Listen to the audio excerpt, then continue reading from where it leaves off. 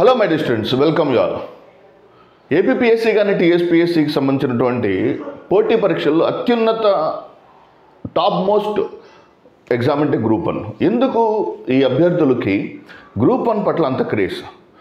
So life sacrifice చేసే అంత craze group 1 పోస్టులో ఉంటుంది. అంటే చాలామంది అశోక్ నగర్లో కావచ్చు, లేకపోతే డిఫరెంట్ ప్లేసెస్లో so decades together they start preparing for group అనమాట. దానికి వాళ్ళు చెప్పే సబ్స్టాన్షియల్ ఎవిడెన్స్, వాళ్ళు చెప్పేటువంటి లాజికల్ కంక్లూజన్ ఏంటంటే, ఇప్పుడు డీటీ 25 ఇయర్స్కి డీటీ వచ్చింది. ఓకే, ఆ డీటీ ఆర్డీఓ అవ్వాలంటే కనీసం 15 సంవత్సరాలు పడుతుంది, 40 ఇయర్స్. సో ఒక 5 to 6 ఇయర్స్ ఒక ఎఫర్ట్లెస్గా కంటిన్యూస్గా పెడితే డెఫినెట్గా గ్రూప్ 1 రావచ్చని ఒక విశ్వ సైకిల్లోకి వెళ్ళిపోతుంటారు. కానీ ఇది ట్రూత్ అనమాట. అయితే వాస్తవానికి సంబంధించినటువంటి కాన్సెప్ట్లో number of vacancies are very less and competition is going to be very high అనమాట. So in this particular video, we are going to discuss what are the important categories and posts that are there in this particular group 1. అది AP కావచ్చు, టీఎస్పీఎస్కి సంబంధించినటువంటి వాటిల్లో one of the most important. అంటే చాలామంది UPSC rankers కూడా group 1 యొక్క RDO కోసం కలలుగంటూ ఉంటారు.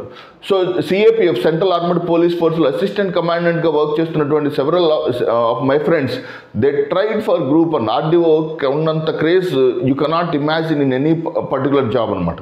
సో ఆర్డీఓ నెక్స్ట్ నోటిఫికేషన్లో కనుక ఒక 20-30 ఆర్డీఓస్ ఉండి అంటే డెఫినెట్లీ అది ఒక అద్భుతమైనటువంటి అవకాశంగా చెప్పొచ్చు. ఈవెన్ తెలంగాణలో కూడా RDO number of vacancies will be రఫ్లీ అరౌండ్ 50+ ఉండే అవకాశం ఉంది. సో ద పాయింట్ ఏంటంటే, అన్నిటికన్నా మోస్ట్ ఇంపార్టెంట్ నోటిఫికేషన్లో cream is nothing but RDO, revenue divisional officer.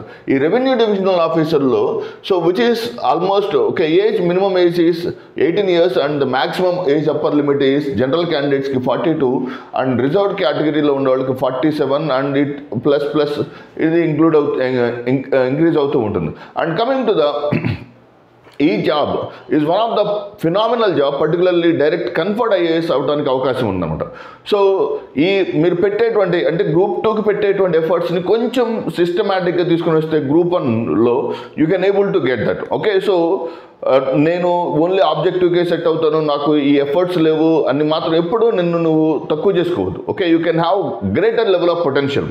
నేను మీకు రాబోతున్నటువంటి వీడియోస్లో everyday I try to keep certain answers అనమాట. కొంతమంది అభ్యర్థులు రాసినటువంటి ఆన్సర్స్ మీ ముందు పెట్టబోతున్నాను, so that you can have more chances to write that particular area. So that is point number 1. Okay, so the salary will be between 61,000 to 1,51,000 and ఒక revenue డివిజన్కి, ఒక డివిజన్కి you are going to become the boss of that particular revenue division and conferred IAS అవుతావు. Okay, ఒక అంత track record అంతా హానెస్ట్గా ఉంటే you can become the collector of one particular district. Okay, so and 25 years లోపు కొట్టడానికి కనుక ఈ నోటిఫికేషన్ కనుక ప్రయత్నించగలిగితే then it is going to be a crucial factor అనమాట. ఎందుకంటే చూడండి, చాలా ఫాస్ట్గా ఏపీలో గ్రూప్ 1 నోటిఫికేషన్ చాలా ఎక్కువగా జరుగుతుంది. ఓకే, ఇక్కడ ప్రధానమైనది ఏంటంటే, రోజాపు ఎంతైతే అందంగా ఉంటుందో దాని వెనకాల ముళ్ళు ఉండటం ఎలాగైతే సత్యమో, ఇటువంటి క్రీమ్ పోస్టులకి వెనకాల కరప్షన్ జరుగుతుంటూ కూడా అలాగే చూస్తున్నాం. 2018 కావచ్చు, తెలంగాణలో జరుగుతున్నటువంటి అంశాలు. సో పాయింట్ ఏంటంటే, ఎలా జరిగినా మొత్తం 100% అయితే జరగు, ఎక్కడో 10 to 15% 10 to 20% కరప్షన్ జరుగుతుంటుంది. ఓకే, మిగిలినవన్నీ కూడా మీ ఫోకస్ అంతా కూడా టాప్ ర్యాంక్ తెచ్చుకోవడానికి ప్రయత్నించండి. That is point number 1. Number 2, if you look at the GST commissioner, so assistant commercial tax officer, now they have been changed as GST commissioners, so which is a prime post anamata. Okay, so ee RDO tarvata anta white collar job and most powerful job ante is CTO cheppochu, commercial tax officer, which has a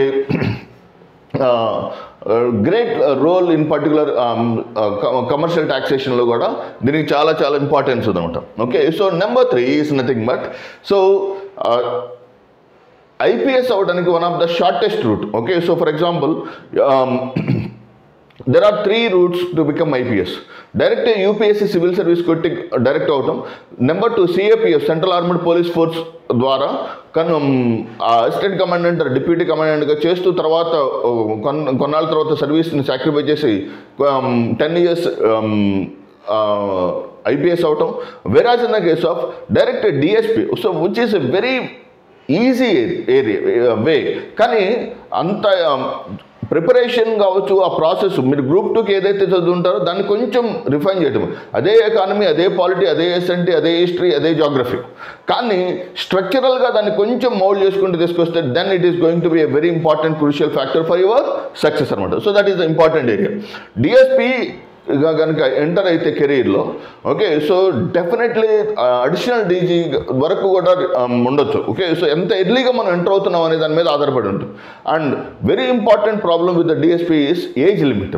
okay, so upper age limit is very important. 32 years is the upper age limit for the DSP. And coming to the deputy superintendent of jails, so same. Okay, so DSP క్యాటగరీలోనే ఉంటుంది. ఈ 3 మాత్రం కీలకమైనటువంటి categories.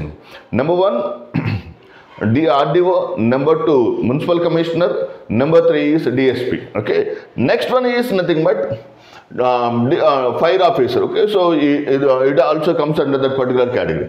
Next, regional transport officer. Okay, so ఇప్పుడు RTO కూడా కన్ఫర్ట్ అయ్యేసి అవడానికి అవకాశం ఉంది. Municipal commissioner, RDO and RTO, these are the areas. So lateral entry ద్వారా కన్ఫర్ట్ అయ్యేసి అవడానికి ఛాన్సెస్ ఉన్నటువంటి సర్వీసెస్ అనమాట. అంటే చాలా సింప్లెస్ట్ మెథడ్. అంటే ఒకసారి గ్రూప్ 1లో ఏదర్ DSP కానీ, RDO కానీ, మున్సిపల్ కమిషనర్ కానీ, RTO కొట్టడానికి మ్యాక్సిమం ఎఫర్ట్స్ పెట్టండి. Okay, so then you can have the phenomenal area. Okay, so వీలైతే మన సక్సెస్ఫుల్ ఆస్పిరెంట్స్ని తీసుకొచ్చి భాన్ ప్రకాష్ కానీ లేకపోతే ఇతర ఆస్పిరెంట్స్ ద్వారా సో వాళ్ళు చేస్తున్నటువంటి RDO ఎలా ఉంది, దానికి సంబంధించినటువంటి కేటగిరీస్కి సంబంధించినటువంటి ఎక్స్ప్లెనేషన్ ఇవ్వడానికి ట్రై చేస్తున్నారు. So next, district BC welfare officer in AP BC welfare. Okay, so this is also very important job అనండి. అంటే చాలా అంటే జాబ్ సాటిస్ఫాక్షన్ ఇచ్చేటువంటి జాబ్గా చెప్పొచ్చు అనమాట. సో దీంట్లో డిస్ట్రిక్ట్ మొత్తానికి BC వెల్ఫేర్ హాస్టల్స్ కావచ్చు, కాలేజెస్ కావచ్చు, లేకపోతే BC రెసిడెన్షియల్ స్కూల్స్ కావచ్చు, వాటన్నిటికీ సంబంధించినటువంటి సూపర్విషన్ ఉంటుంది. సో BC సంఘాలకు సంబంధించినటువంటి ఏదైనా నిధులు కావచ్చు. సో అంటే డైరెక్ట్గా పీపుల్ తోటి, vulnerable sections of the people తోటి డైరెక్ట్ ఇంటరాక్షన్ ఉండి వాళ్ళ యొక్క జీవితాల్లో ప్రత్యక్షమైన మార్పును చూడగలిగేటువంటి అంశం. ఫర్ ఎగ్జాంపుల్, ఒక సివిల్ ఇంజనీర్ ఒక ప్రాజెక్ట్, ఒక బిల్డింగ్ కానీ, ఒక బ్రిడ్జ్ కానీ కడుతున్నాడు. సో ఒక 10 or 15 years తర్వాత బ్రిడ్జ్ కంప్లీట్ అయిన తర్వాత ఆ రోడ్డు మీద వెళ్తుంటే he will be having certain nostalgic ఉంటుంది. తను డిజైన్ చేసిన ఒక బ్రిడ్జ్, తను డిజైన్ చేసిన బిల్డింగ్ ఎలా ఉంటుంది. అలాగే ఒక BC వెల్ఫేర్ కావచ్చు, ఒక RDO కావచ్చు, ఒక 20 years తర్వాత వాళ్ళు జాబ్ చేసినటువంటి ప్లేస్కి వెళ్తే ఒక రకమైనటువంటి job satisfaction that makes greatest happiness than any other physical things. అంటే ఎన్ని సంపాదించుకున్నాడు, ఎన్ని బిల్డింగ్లు కొనుక్కున్నాడు అనే దానికన్నా కూడా నేను ఒక సెక్షన్ ఆఫ్ ద పీపుల్లో గణనీయమైన మార్పు తీసుకురాగలిగాను అనేటువంటి జాబ్ సాటిస్ఫాక్షన్ ఈ supreme than any other things. ఇవన్నీ మెటీరియలిస్టిక్ థింగ్స్. iPhone 17 కొన్నా ఒక 2 సంవత్సరాల తర్వాత పాతపడిపోతుంది, అది ఏముందో తెలియదు. ఫర్ ఎగ్జాంపుల్, ఒక పేద విద్యార్థి యొక్క జీవితంలో వెలుగులు నింపగలిగితే అది నీకు ఎటర్నల్ హ్యాపీనెస్ ఇస్తుంది అనమాట. సో ఆ దిశగా ఉన్నటువంటి వాటిల్లో this is the most important thing. Okay, BC welfare కావచ్చు, SC వెల్ఫేర్ కావచ్చు, ఆర్ఎల్స్ in the case of district social welfare officer. Okay, so మనం BC వెల్ఫేర్ ఆఫీసర్ ఎలాగైతే ఈ వల్నరబుల్ సెక్షన్స్ ఆఫ్ ద సొసైటీలో ఈ కమిషనర్స్ ఉండరు, వీళ్ళకి చాలా వెల్ఫేర్ ఆఫీసర్స్ చాలా ఇంపార్టెంట్ జాబ్స్ అనమాట. వాళ్ళు చాలా మీరు ప్రత్యక్షంగా ప్రజల యొక్క జీవితాల్లో మెరుగైన మార్పును చూడొచ్చు అనమాట through these jobs. Next, coming to the deputy registrar in AP cooperative service.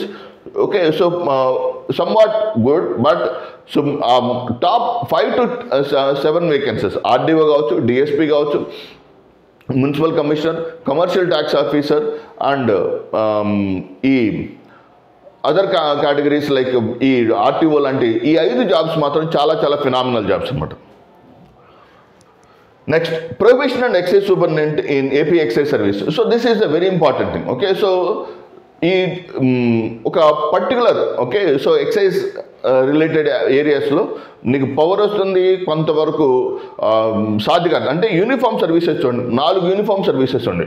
One is DSP వచ్చింది, అండ్ జైల్స్ వచ్చింది, అండ్ ప్రొహిబిషన్ వచ్చింది, and వేరాజ్ in the case of fire వచ్చింది. సో 4 యూనిఫామ్ సర్వీసెస్ ఉన్నాయి. ఓకే సో ఇవి only sudden age ఉండాలి, height ఉండే వాళ్ళకి మాత్రం ఇవి చాలా వరంగా చెప్పొచ్చు అనమాట. ఓకే మ్యాథ్స్ బ్యాక్గ్రౌండ్ మాత్రం ఉన్న వాళ్ళకి ఎలాగైతే అసిస్టెంట్ ఆడిట్ ఆఫీసరు ఇవి these are all such an important jobs for these people అనమాట. Next coming to the assistant treasury officer, accounts officer in AP treasury and accounts. So that is the important concept. Okay so district employment officer and assistant audit officer. So మెయిన్గా మీరు ఈ 8 కేటగిరీస్కి మాత్రం ఎక్కువగా preference ఇవ్వండి. అంటే మీ life changing thing, మీ life మారాలి, ప్రత్యక్షంగా ఎదుటి వ్యక్తులు ప్రజల యొక్క జీవితాల్లో మెరుగుని చూడగలిగేటువంటి అంశంలో మీరు గ్రూప్ అని ఉంటుంది. అందుకని decades together the students are fighting for group 1. and second important thing ఏంటంటే వీళ్ళు ఎంతైనా they are trying to do as much as possible work అనమాట. ఓకే సో ఎందుకంటే 10 to 15 to 20 ఇయర్స్ అహెడ్ ఉంటుంది గ్రూప్ 2కి గ్రూప్ 1కి.